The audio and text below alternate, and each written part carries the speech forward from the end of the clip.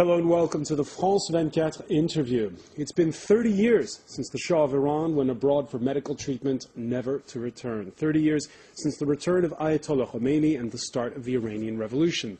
30 years on, our guest, Reza Pahlavi, exiled son of the Shah at 48, he still holds out hope of a Spanish-style constitutional monarchy for his country.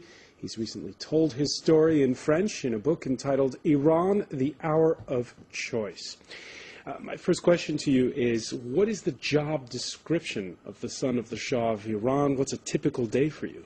First of all, thank you for having me in your program. Look, the phase in which we find ourselves today is a phase of liberating the country from the current regime. The only mission that I see for myself at this point is to be able to be a rallying point for various forces within the Iranian political dichotomy who believe in the same agenda, a consensus of whether or not Iran would be better served under a democratic parliamentary democracy. I insisted on the term secular in the sense of separation of religion from government as a major prerequisite to a democratic order, and I think this is something that Iranians today, having experimented with 30 years of theocratic rule, have no problem today in projecting for their future. This is our mission. So a typical day for you, is that of a politician trying to build a coalition? It is, I think, leading a fight to liberate the country. It is more of a freedom fighter, if we would call it like that, as opposed to a classic politician. This is not a matter of management or governance. It's a message of, trying to rally the troops in terms of a campaign of civil disobedience. It's a matter of trying to coordinate forces so they can be more efficient working with each other. Is to be, on the one part, a spokesperson on their behalf towards the international community to bring their messages to the world community, which is what I'm expected to do, among other things. It's hard to put one specific task. It's a little bit of all of this combined. And as you justly point out in your book, half of Iran's population today is under the age of 30. Do they remember your father? Do they know who you are? Actually, the more people inside Iran think in terms of what is the ultimate problem, they are forced to search and dig even deeper as to what happened to us. Where were we? What were we? Where are we today, and where do we want to go? In that sense, even for today's generation, and you rightfully said, of course, they hadn't seen anything from that period, but they are extremely curious to find out, particularly that everything that the regime has told them has been so much lie and deceit that they don't trust anything that they hear from this regime. They want to find it out for themselves, and are curious to find out, and they do their own due diligence, and they do research, and that's how they find out much more about their heritage, about their past, their history, all the ups and downs, and where they are today. So in that sense, they're quite aware, believe it or not. Okay. Our guest today on the France 24 interview is Reza Pahlavi, the son of the last Shah of Iran. It's 30 years after the Iranian Revolution.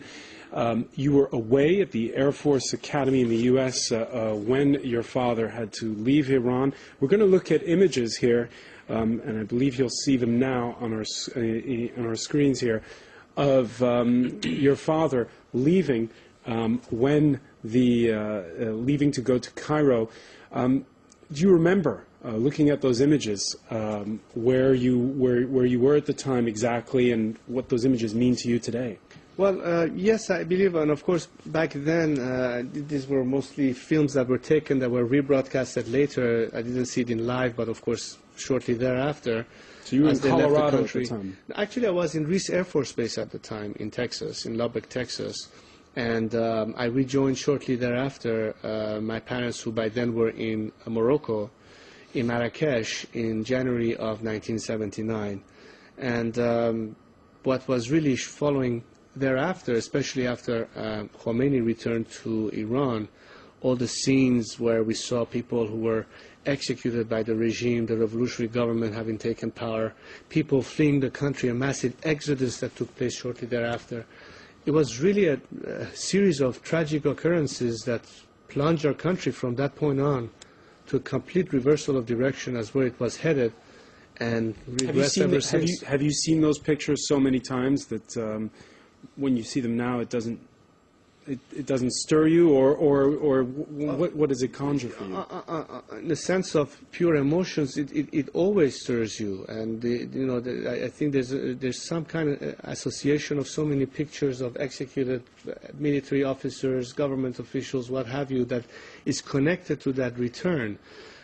I don't think I'm the only one with that feeling. I think millions of Iranians who saw and witnessed those events perhaps have the same reaction every time they see that.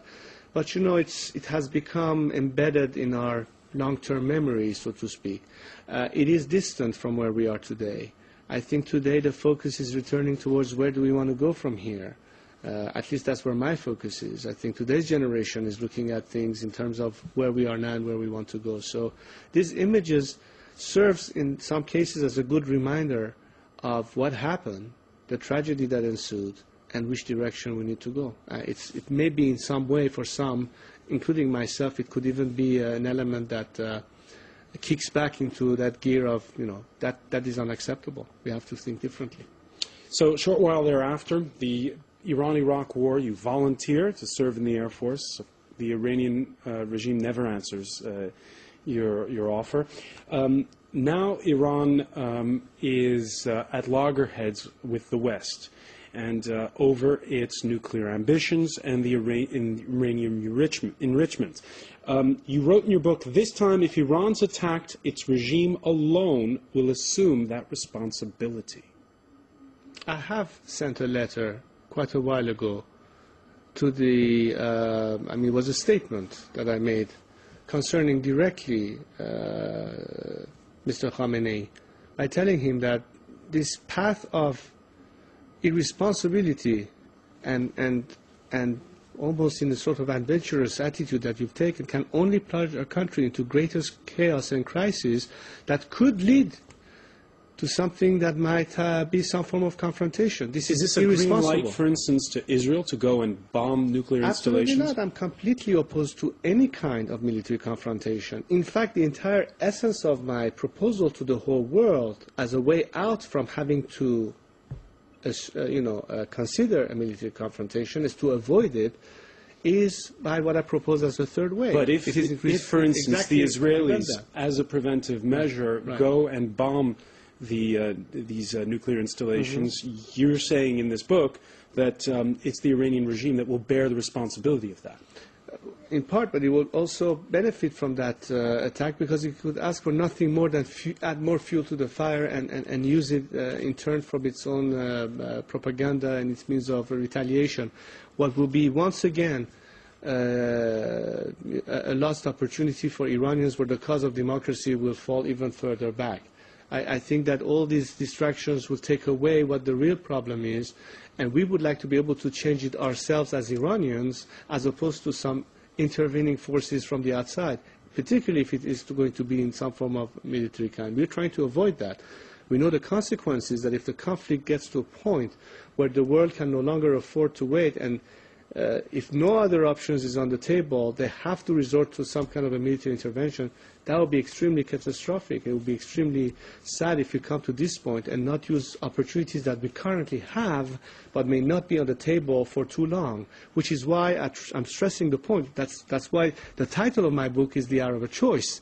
The hour is here. It's now. We can no longer drag our feet and delay it. Why? Because this window of opportunity, which is so precious, and it might be will be criminal in a historical sense not to take it before we opt for confrontational scenarios, gives the importance of how serious the situation is and how urgent it is to take a serious look at options that will be far more legitimate and far less costly to the nation and to the world than other scenarios that are certainly much less desired. Now, the hour of choice for the new U.S. administration is to at least open a dialogue. What are your thoughts on that?